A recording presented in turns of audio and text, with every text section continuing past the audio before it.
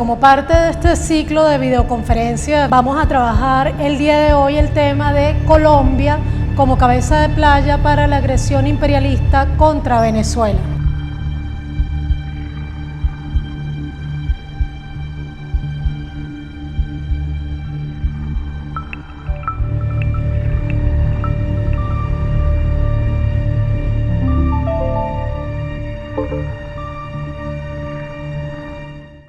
Me imagino que todos y todas recuerdan, en el año 2002 se da un intento de golpe de Estado, bueno, realmente logra hacer un golpe de Estado, simplemente que es revertido por el pueblo en las calles en menos de 48 horas,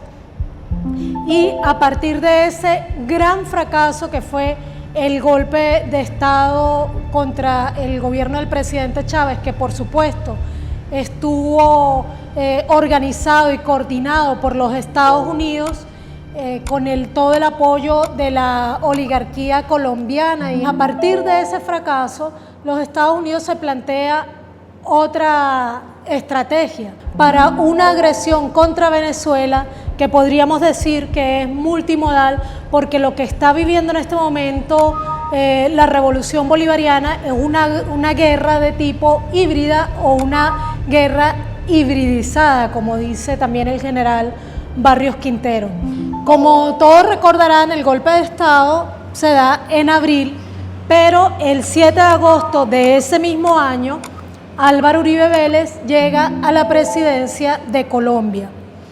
No quiero decir que el presidente Pastrana, que era el presidente que ocupaba antes el cargo en la Casa de Nariño en Colombia, no se hubiera involucrado en las agresiones contra Venezuela, sino que es hasta que Chávez decide intervenir en PDVSA, es decir, entrar en un verdadero proceso de nacionalización de PDVSA, cuando los Estados Unidos se decide a dar este golpe de Estado, fracasa y decide que es importante continuar agrediendo a Venezuela, entra en el muy famoso paro petrolero, y al llegar Uribe Vélez al poder en agosto del 2002 comienza una etapa en Colombia de un gobierno como nunca antes vinculado al narcotráfico y al paramilitarismo. Uribe, entre las cosas que, entre comillas, logra, una es la legalización y legitimación de los capitales, pero también de las personas que forman parte de los ejércitos paramilitares a partir de la Ley de Justicia y Paz. Logra también la legalización del contrabando de extracción de combustible, de gasolina, desde Venezuela hacia Colombia, y logra también la legalización del contrabando de extracción de alimentos hacia Colombia. Habría que mencionar también que ya su predecesor, Andrés Pastrana, había girado una resolución que permitía el libre juego en las casas de cambio fronterizas con el valor de las monedas internacionales, en este caso con el valor del bolívar, que también ha sido una herramienta muy importante, un arma de guerra contra Venezuela. La primera muestra pública de esa invasión la tuvimos en el año 2004, cuando se descubrió en la finca Dactari, cerca de la ciudad de Caracas, 153 paramilitares de origen colombiano que formaban parte de una operación con la que se pretendía asesinar al presidente Chávez y fingir un enfrentamiento dentro de la Fuerza Armada Nacional Bolivariana. El desmantelamiento de esa operación sacó a la luz pública dos cosas. Una, que realmente había una operación de invasión paramilitar sobre Venezuela dirigida desde Colombia por los Estados Unidos, y la otra es que la mafia cubano-mayamera también estaba involucrada en la agresión a Venezuela, porque el propietario de esa finca era nada menos que Robert Alonso, un hombre que había salido de Cuba, había obtenido la nacionalidad venezolana y que ya para el momento estaba residiendo en Miami. En ese mismo año, además, en el año 2004, se dieron también las primeras operaciones de control territorial urbano, que se pasaron a llamar, a popularizar con el nombre de guarimbas, dirigidas también en parte diseñadas por Robert Alonso, se comenzó también una importación directa de fuerzas paramilitares colombianas que pronto las vimos formando parte de esas operaciones. Es importante que veamos cómo esa invasión continuó durante todos estos años, cómo fue fortaleciendo un tejido social apoyado por la derecha nacional, se fue fundiendo con la derecha nacional, fue conformando las bandas, fue cooptando bandas criminales venezolanas y las fue formando militarmente, fue cualificando líderes estudiantiles y juveniles de la derecha, casos famosos como Loren Salet o Vilcar Fernández, y entre otros, la parapolítica de la cual empezaron a formar parte partidos de la derecha más radical venezolana como Voluntad Popular y Primero Justicia. Ahora estamos en un momento histórico particular en que vivimos, digamos, tipifiquemos dos crisis. Una crisis sería la crisis de la hegemonía imperialista. Sabemos que desde el fin de la Guerra Fría, este imperio, que básicamente se constituyó como imperio en la segunda posguerra, entró en una etapa de unipolaridad, de control absoluto, que se nos había vendido la opinión pública mundial como la garantía final de la paz. Lo que nos demostró la historia es que el mundo unipolar no nos conduce a la paz, no nos condujo a la paz y por el contrario hubo un gran aumento de las guerras. En este momento esa unipolaridad está prácticamente mortalmente golpeada. Sabemos que no hay proceso histórico irreversible, pero sin embargo esa herida que tiene la unipolaridad en este momento es muy difícil de revertir, producto de economías poderosas emergentes y también poderes político-militares emergentes. Esos poderes básicamente estarían centralizados en China, Rusia e Irán, pero también es de esperar que América Latina pueda emerger como un bloque que rompa con esa unipolaridad, lo cual era la aspiración, una de las aspiraciones fundamentales del presidente Chávez cuando convocó a la Constitución del ALBA. En este momento de crisis capitalista y de crisis hegemónica, pues suceden dos cosas. Este tigre de papel herido regresa a lo que él considera sus predios y relanza la ya muy conocida por todos y todas nosotras, que es la doctrina Monroe. La relanza en el 2009 públicamente Trump en la Asamblea de las Naciones Unidas, de la cual ahora se está cumpliendo justamente un año. Y además de eso, pues hay una gran crisis capitalista mundial, no generada por la pandemia, sino agudizada por la pandemia. Y lo que tiene que suceder para que Estados Unidos salga de estas crisis es, uno, que su doctrina Monroe mínimamente surte efecto y logre control absoluto sobre el hemisferio occidental desde el punto de vista político y militar, y dos, que el sistema capitalista se recupere económicamente y desde mi punto de vista la vía más expedita para esa recuperación es a través del capitalismo financiero. El capitalismo financiero tiene dos grandes lubricantes: la industria militar, el complejo industrial militar, la empresa de la guerra y el narcotráfico. Es por ello que cuando decimos que Colombia es cabeza de playa para el relanzamiento de la doctrina Monroe y por ende también para la agresión contra Venezuela, que es la principal barrera colocada en el Caribe contra este relanzamiento de la doctrina Monroe, decimos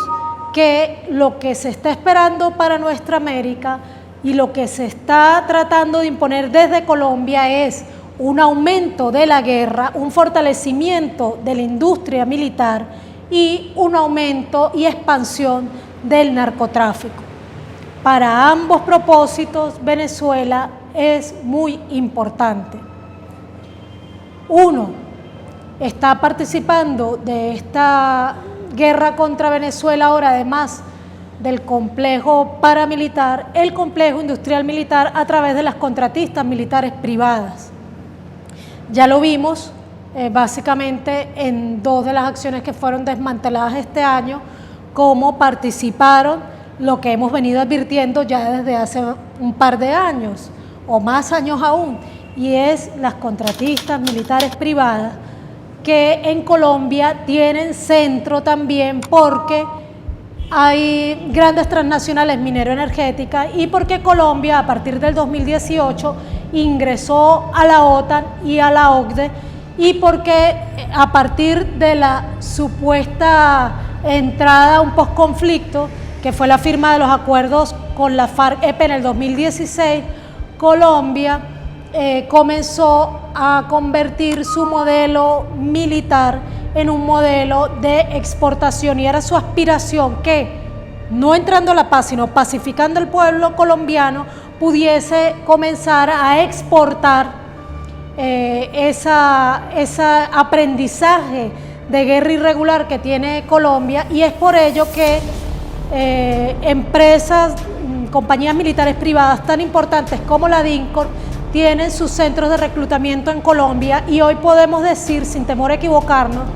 que la mayor parte de los mercenarios que mueren en Yemen enviados por Arabia Saudita son de nacionalidad colombiana. Y eso es muy importante que lo tengamos presente porque es parte de la caracterización de la complejidad de lo que se mueve desde Colombia. Quiero resaltar que ante todo esto, este relanzamiento de la doctrina Monroe, que ahora tiene un aparato, un plan económico llamado América Crece, que ahora ha lanzado un segundo plan Colombia que ha llamado Iniciativa Colombia Crece, que toda esta agresión que se configura desde Colombia por instrucciones de los Estados Unidos tiene como primera víctima al pueblo colombiano, y es por ello que hemos visto la gran cantidad de masacres que este año ya lamentablemente, hoy mismo antes de llegar acá ya se había cometido otra masacre. Estamos hablando de 63 masacres solo en el año 2020. Estamos hablando de alrededor de 1.100 líderes y lideresas sociales asesinados solo desde el 2016. Estamos hablando de un país en el que se cometió una masacre hace menos de 15 días en la capital, a la luz de todos los medios de comunicación de masas y también los medios alternativos y de los medios individuales como los teléfonos, con el mayor descaro, perpetrada por la Policía Nacional de Colombia, sin que haya ningún tipo hasta ahora de consecuencias legales reales contra quienes la ejecutaron, sin que haya la renuncia de nadie a pesar de ello. Estamos hablando entonces de un pueblo que está siendo masacrado, y la pregunta es ¿por qué? Y la respuesta es porque hay un pueblo que resiste a esas políticas que se están imponiendo desde Colombia, y hay un pueblo en Colombia que se niega a que Colombia se involucre en una agresión contra Venezuela que incluso ha llegado a plantearse como la imposición de una guerra regular entre Colombia y Venezuela, lo cual sería la primera guerra en América Latina del siglo XXI, guerra a la que todos y todas debemos confrontar, como se ha hecho también desde Colombia, hacerlo también desde Venezuela, como ya muchas veces lo ha hecho el propio presidente Maduro, y desde el Congreso colombiano, hay que decirlo también, la oposición colombiana se ha manifestado públicamente contra ese intento. Pero a mí me gustaría resaltar que si hay una frontera inmensa y muy viva en nuestra América, donde no tiene sentido la xenofobia, porque incluso podríamos llegar a decir que parte de naciones como las naciones indígenas en dos, es la frontera, esos 2.219 kilómetros de frontera que dividen a Colombia y Venezuela. Debemos recordar siempre que el conflicto que se nos quiere imponer entre Colombia y Venezuela es un conflicto que responde a intereses imperialistas y capitalistas que no nos corresponden, porque la lucha de los bolivarianos y las bolivarianas nos une al pueblo bolivariano colombiano con el pueblo bolivariano venezolano y nos convoca 200 años después a enfrentar a la oligarquía santanderista y paecista que siguen azuzando un conflicto entre nuestras naciones. Estamos en un momento bastante peligroso que es un momento preelectoral. Digo bastante peligroso, sobre todo el tiempo preelectoral con respecto a las elecciones en los Estados Unidos, porque Donald Trump está a punto de convertirse en el primer presidente estadounidense del siglo XXI que no repite mandato. Ese riesgo, ese peligro para Donald Trump es un peligro que puede traducirse en cualquier acción alocada e imprevista en el planeta, y eso por supuesto incluye la revolución bolivariana que si bien en el discurso que dio esta semana ante la Asamblea de las Naciones Unidas volvió a mencionar a lo que él llama todo el eje del mal, Cuba, Nicaragua y Venezuela, sabemos que en este momento es Venezuela quien está en la mira de las acciones militares, aunque por supuesto hay que decir que no ha cesado tampoco el asedio contra Cuba ni contra Nicaragua. Habría que decir que además vienen las elecciones en Venezuela en diciembre, que aunque no son elecciones presidenciales, son legislativas. El gobierno estadounidense las ha colocado prácticamente como un punto de honor y ha tomado cada vez más medidas injerencistas para tratar de sabotear estas elecciones, porque el solo hecho de que el presidente Maduro haya logrado que la oposición venezolana, digamos el sector más tradicional de la oposición venezolana, pues aceptara participar de estas elecciones de diciembre, porque eso ya de por sí es un gran logro político al que los Estados Unidos le teme, y le teme con justa razón. Uno, porque solamente el ejercicio de los indultos fue un ejercicio de poder, porque no es lo mismo detener e indultar que simplemente permitir impunidad, y a tal punto pues que mucha gente de la oposición incluso trató de negarse a recibir ese indulto. Y dos, porque el hecho de que estas elecciones se realicen con amplia participación de la oposición, dejando claro además que ese presidente interino que ellos han respaldado, que juramentaron en una plaza pública por allá, finalmente no representa ni siquiera a los sectores mayoritarios de la oposición, es ya una derrota para los intereses imperialistas en Venezuela, y ellos lo tienen muy claro. Allí es donde nosotros y nosotras debemos entender que hay una importancia estratégica en esas elecciones, aun cuando sean solo legislativas. Y es muy importante que el gobierno bolivariano haga todo lo posible por ganarlas, pero incluso aunque no se ganara la mayoría de la Asamblea Nacional, el solo hecho de realizar esas elecciones ya sería un triunfo. En suma, todo esto configura una coyuntura muy fuerte entre septiembre y diciembre. Estamos hablando de un trimestre bastante candente,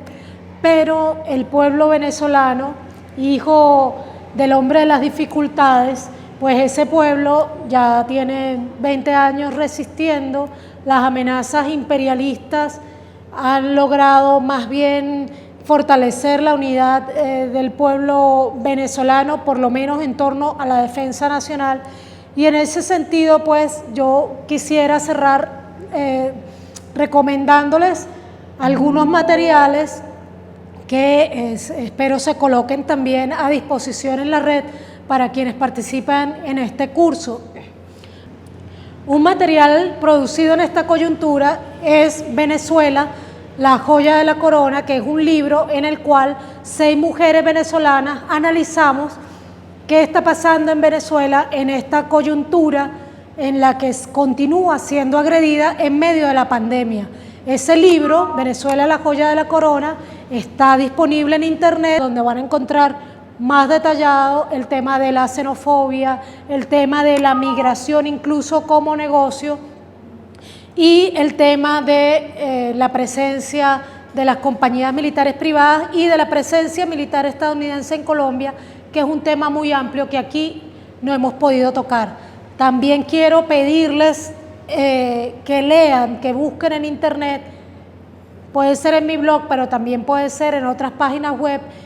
el manual para enfrentar la invasión paramilitar sobre Venezuela desde las comunidades, del cual he publicado una primera y segunda parte y cuya edición final espero se publique prontamente, donde van a encontrar 14 indicadores y una serie de sugerencias para enfrentar desde las comunidades este asedio, porque es fundamental que sean las comunas, que sea a través de la constitución de ese Estado comunal al que aspiramos, ese Estado comunal que es instrucción final de nuestro comandante Chávez. Es fundamental que ese Estado comunal sea quien asuma finalmente la defensa de la patria, el control del territorio nacional.